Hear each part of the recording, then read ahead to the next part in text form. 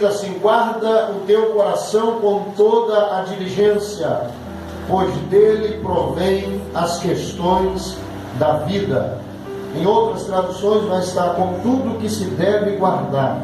Guarda o teu coração, porque dele procede as fontes da vida. A gente sabe muito bem que quando a Bíblia vai falar sobre coração, ela não está falando desse órgão a qual nós temos no peito e que usa o seu funcionamento para bombear sangue para todo o corpo. A gente sabe bem que quando a Bíblia está falando de coração, está falando de algo que é muito interno, é algo que está muito presente dentro de nós. A nossa mente, principalmente, vai levar diretamente essa informação ao contexto das emoções, dos sentimentos. E quando a gente pensa nisso, eu falei isso aqui, algumas palavras eu vou até repeti-las. Quando a gente pensa nisso, a gente percebe quantas vezes a gente se prepara do lado de fora. Quantas vezes a gente olha no espelho para ver se o cabelo está legal, se a maquiagem está legal, se está combinando a roupa que você está vestindo, se você está com uma boa aparência. Falando nisso, olha para quem está do teu lado, vê se está bonito aí. Mas não pode mentir, não adianta falar, está bonito. Mas isso não importa essa noite, até porque aquilo que o Senhor está desejando em nós é aquilo que está dentro. E muitas das vezes a gente se encontra com o nosso exterior muito preparado, muito produzido, mas o nosso interior não está bem. E o que mais a gente percebe é uma geração que vai tendo a cada dia sintomas de uma alma doente. Na verdade, a gente percebe que o Senhor ele não está preocupado com o exterior, porque no dia do arrebatamento ele não vai levar o corpo. Só que muitas vezes a gente pensa só no corpo. A gente precisa tratar bem o corpo. De forma alguma, eu quero aqui desleixar a ideia de que o corpo não precisa de cuidados. Pelo contrário, nós temos uma vida só e essa vida é curta. E a gente precisa cuidar da saúde. A gente precisa se alimentar bem. A gente precisa dormir bem. Isso tudo, em um contexto geral, vai trazer saúde para você. Agora, não adianta nada a gente preparar essa casca e por dentro estarmos doentes. Até porque no dia que o Senhor nos chamar, o corpo vai perecer.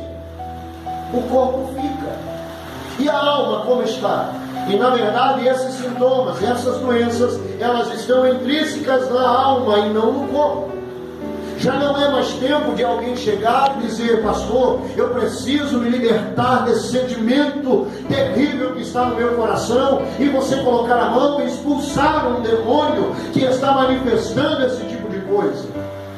Isso se faz em pessoas que estão possessas. Isso se faz pela autoridade do nome de Jesus, a pessoas que estão possuídas por um mal que está atuante e operante. Agora, na maioria das vezes, as pessoas estão aprisionadas nas suas próprias emoções, nas suas próprias frustrações, medos, traumas, e não conseguem romper.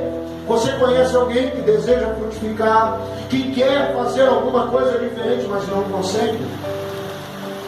Quantas vezes a gente fala para alguém: você deveria fazer mais, você deveria se dedicar mais, e lá dentro a pessoa diz: verdade, eu quero, eu preciso, mas eu não consigo. Estão aprisionados. E aí a gente precisa entrar nesse contexto de dizer: eu preciso verdadeiramente de cura no meu coração. Muitas vezes nós ouvimos também algumas desculpas, e eu também dei uma passadinha rapidinho nesse contexto da escola bíblica. Quando nós falamos: eu sou assim porque o meu pai era assim, eu sou assim porque a minha mãe era assim, eu sou assim porque na minha casa a condição era essa ou aquela. Irmãos, deixa eu dizer uma coisa para você. Eu fui criado em um lar cristão. Meus pais sempre nos ensinaram o caminho que nós deveríamos andar. Minha mãe em vida sempre direcionou toda a família através de oração, através de busca ao Senhor. E depois que ela partiu, continuamos vivendo aquilo que eu tenho certeza que é plantio dela ainda em oração sobre nós.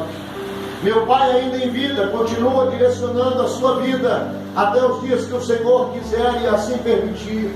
E nós fomos ensinados com muitas características boas, marcas que ficaram na nossa vida. Agora, Algumas coisas, eu já disse isso aqui outras vezes, eu não quero repetir na vida dos meus filhos.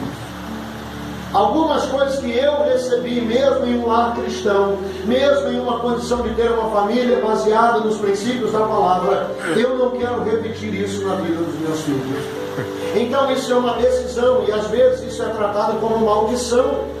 Alguém olha e diz, mas eu tenho uma maldição hereditária, porque isso meu pai fazia, minha mãe fazia, meu tio fazia, e não sei o que lá, e todo mundo fazia, e eu acabo fazendo também. Isso é desculpa para não obedecer a palavra de Deus.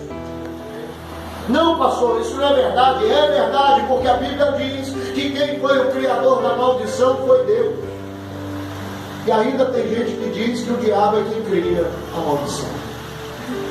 Na verdade, irmãos, nós temos essa desculpa e queremos colocar às vezes a culpa em Deus ou às vezes no inimigo.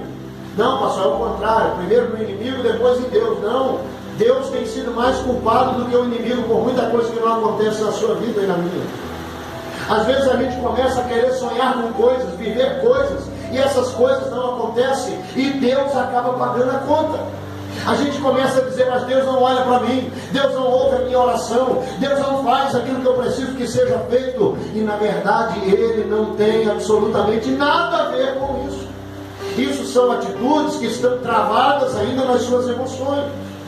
Pensa uma coisa, quando a Bíblia diz sobre Deus e o inimigo, ambos são potencializadores. O que é isso, pastor? É aquele que potencia algo. Por exemplo, se você praticar o bem, quem vai potenciar o bem na sua vida? Deus. Agora, se você pratica o mal, quem há de potencializar isso na sua vida? Então a procedência do mal e do bem, ela vai sair de onde? Do nosso coração. Por isso que Salomão vai dizer que do coração do homem produz a fonte da vida. Aquilo que eu produzo é responsabilidade minha. Aquilo que eu estou produzindo diante das pessoas é responsabilidade minha. Se é algo bom, Júlio, o Senhor está verdadeiramente potencializando isso, e o nome dele vai sendo glorificado, a obra dele vai sendo feita, o verdadeiro amor de Deus vai sendo declarado. Agora, se aquilo que procede da minha vida é o mal, o inimigo jaz a porta. Ele está potencializando, e aí a gente precisa perceber que ambas as situações procedem do coração do homem.